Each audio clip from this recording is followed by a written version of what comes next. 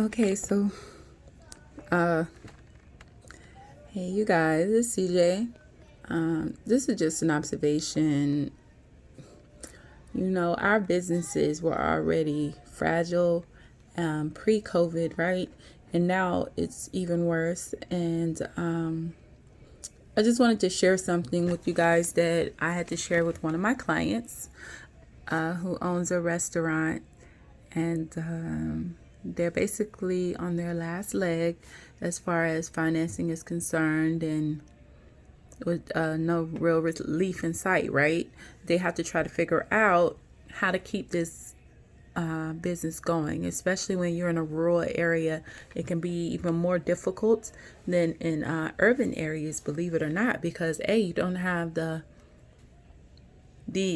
volume, right, of people coming in. You kind of have your loyal core. And while there are some other businesses that may be pushing to have people in the lobby and so on and so forth, thankfully all of us don't drink the Kool-Aid. But the problem with not drinking the Kool-Aid is that it is going to hit your pocketbook. It's going to hit your bottom line. And some people are going to find this really strange, especially my city people. But, apps like Uber Eats, other apps like Grubhub, Postmates, guess what? They're not everywhere. They aren't. And that can be a blessing, in disguise, really.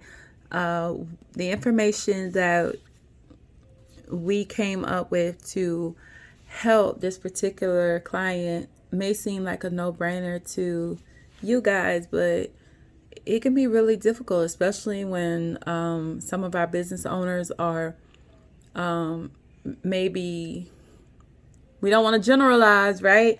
But they may be late generation X, or on the early side of boomers, and they may not use technology on a regular basis, right? They may walk around with the iPhone, but the only thing they do is call people, text people, maybe FaceTime.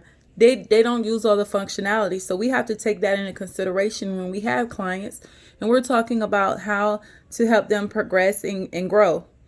So long story short, what we did was we decided that one of the most economical things that we could do and do quickly is to have an online presence, right?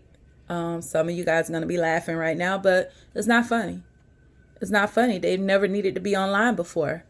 And not only should they be online, but they should also explore delivery services, right? Well, we don't have any in our areas. So unless they want to deliver themselves, right?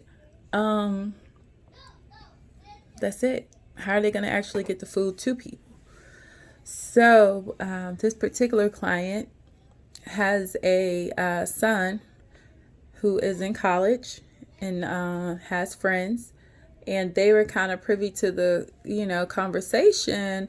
And I looked up and I'm like, well, it would be nice if maybe your son could start a delivery business with him and his friends, and maybe it can benefit your business as well as some other local businesses that may be facing the same type of crisis right now.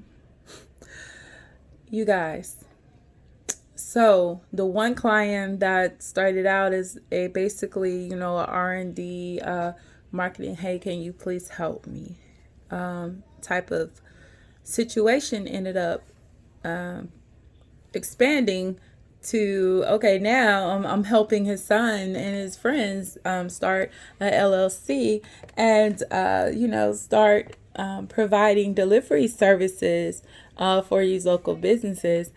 And so far it's been a hit. And we take for granted a lot of times that things that are in the cities aren't necessarily in the rural areas. And guess what? There is money out here. There's money in the country, okay? Because it's untapped. It's untapped. Instead of being out there looking at them and going, wow, those country bumpkins. Look at it like, well, wow, a few tweaks and we could really, turn this around, right? And guess what? Out here, there's not that many options. So the reason why they're still in business is because people were willing to drive there and wait to be served. When in fact, people are willing to pay an additional $5 to have their food delivered, an additional $7 to have their food delivered. We know that because we use apps all the time, right? Well, guess what? Let's find creative ways to help our clients and our uncles, aunts, whomever, to be great, because if they fail, we all fail.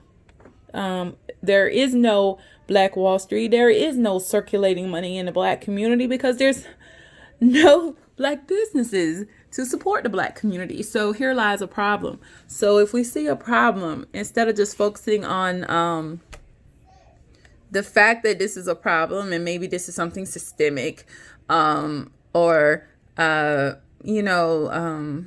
I want to say indicative, right, of the country or rural areas or whatever, what have you, let's focus on the solution. That's what I'm more about. I'm more solution oriented. That's what I'm about. You guys, if you know me, you know that. And I just wanted to share that, because that's not something that you necessarily have to come to me for. That's something that if you guys have kids, if you guys have acquaintances that are a little bit more tech savvy, now is the time. Please, it is cheap to start a website. If you need help, you guys can come to me. But it's not that expensive to start a website. It's not that expensive to start to advertise. You don't have to do it the old way anymore. It is new ways that can be productive and profitable for you. We want to see all of our businesses succeed right now, and this is a hard time for everybody. So I just wanted to put that out there. I love you guys. Stay strong, stay Black. Black businesses matter, okay? As much as Black lives, okay? If we let our Black businesses go under and suffer, then how are we going to demand change if we can't even finance that type of change? All right. It's just something to think about, you guys. All right. All right. Bye. We'll talk later.